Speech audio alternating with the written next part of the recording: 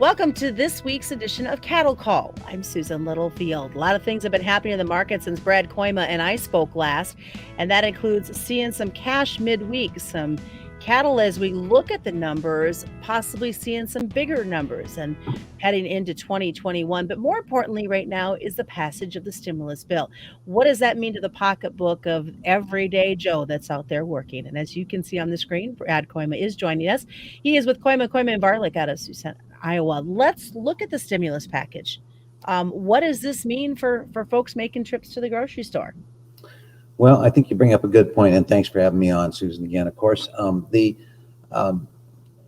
got just a little bit of a ability to look back and say, well, what happened the last time, because this is the second round of this stimulus deal. And what we saw the last time, we had a little bit of different environment, literally, because it was summer and we had long days and we had ability to grill and all the rest. But we definitely saw an uptick in the amount of money spent at a retail place, like at your grocery store, at your Costco, your Walmart, whatever, for beef. And in fact, it's funny what you end up having to figure out. You got to learn about here as an analyst. I'd much rather talk about how big the cattle are or whatever. But what we saw there was a change of somewhere between 8 and 10%, where we moved this barometer from what used to be kind of a 65-35 hotel, restaurant trade and retail trade.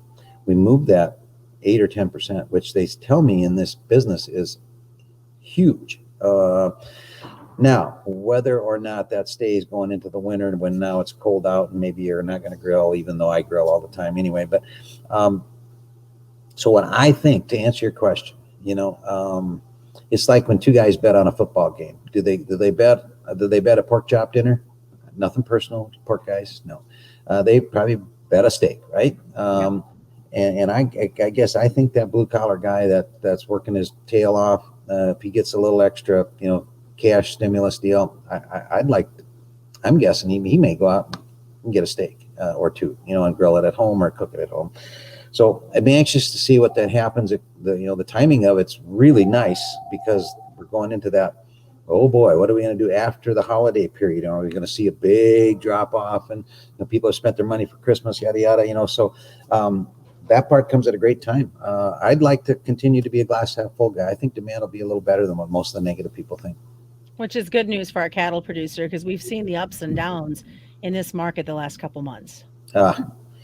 Mostly downs, and for about 17 months. Let's go all the way back to August of 2019. This has been a year like none other. I think most of the cattle people are anxious to put this one behind them. And from a broader standpoint, Susan, you've had cow slaughter, for instance, almost 9% more than the 5-year average last year. This year's almost over, so I'm starting to do some of this stuff. Heifers over 10% more than the 5-year average year to date, and it's almost over. Last year we're actually going to have 3% less steers. It's this extra female slaughter that's creating some supply burden. So it looks like we're turning that corner. I've got hope. I've got enthusiasm. We don't need another demand crappy deal like we had here this last round with COVID, of course. But let's struggle our way through the next 60 to 90 days, and then let's see if things don't get a little bit better. Are you worried about the show list being bigger as we go into next week and the new year? We've got to watch a little bit, I think. I don't think there's any supply side analyst that's worth his salt anyway that doesn't think that there's probably a few more cattle in the first quarter of next year as compared to the fourth quarter of the year we're just finishing up. We saw a shift in the placement pattern, and a lot of it was the shift that happened in our region, the north, the Nebraska, Iowa. We went away from having that biggest supply of that long-fed calf in that Ocno Dees, and now it seems like, and I think that everyone, well, it sure appeared obvious to me that we made a few more yearlings last spring, and I think that also was probably because of COVID, right? I mean, March, April, May, that was right in the teeth of we didn't know what tomorrow looked like, and so the calf price was not very good. So we made more yearlings than we probably would have, and so that pushed those cattle into the first quarter of this year. So yes, there's some more cattle. Oh my goodness, overwhelming? No, I don't mean to imply that at all. The show lists were up a little bit this week, but we got to remember that we're going with a full kill week finally next week after 2 shortened kill weeks because of the holiday. By the way, there is going to be a fair amount of Saturday kill this Saturday, which is, I like that. It's going to make up for the Friday holiday, the New Year's Day, which is reflective of how much money the Packers make. And otherwise, he wouldn't be paying that kind of overtime. So shoulders are up a little bit. A lot of those are formula cattle because they know they got 5.5, 6 days to kill them.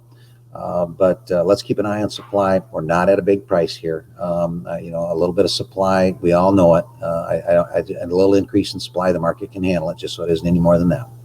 Well, we know this is a shortened holiday week, but as we look into next week, the new year, and the influence that we've seen in the last 72 hours from the grain complex on this cattle market. Wow, huh? Well, high-priced grain usually is long-term bullish, right? And why wouldn't it be? I'm long-term bullish the cattle before the 45-cent rally we've had in the last 7 days in the corn. So that's going to be a factor. You're probably going to see some pressure in the feeder cattle. Certainly yesterday and today on the feeder cattle futures, without a doubt. You'd usually have a tendency to tilt the spreads like this, so the front months get a little bit, pardon me, the front months feel some pressure, and that's because guys are probably less willing to fight the market. They just want to get rid of it, right? Sell the cattle before they eat any more of this high-priced corn. I hope you guys catch my sarcasm. I'm a corn grower too. But that's what the market would look like. You also have a deal where if indeed the feeder cattle get cheaper, you might even influence a little more female slaughter. But as much female slaughter, cow slaughter as you've had, I can't quite imagine that's got to be a bigger deal. A bigger deal there with that slaughter, female slaughter, of course, is if it stays as dry as we went into the fall. A lot of that grass country's got a tremendous worry going into the spring if we don't catch some rain on time there. So the higher priced corn, though, is something that I think we need to be sensitive to and probably view that as what that's going to do, with maybe a little more pressure in the front end of the market and a little less so in the back end of the market.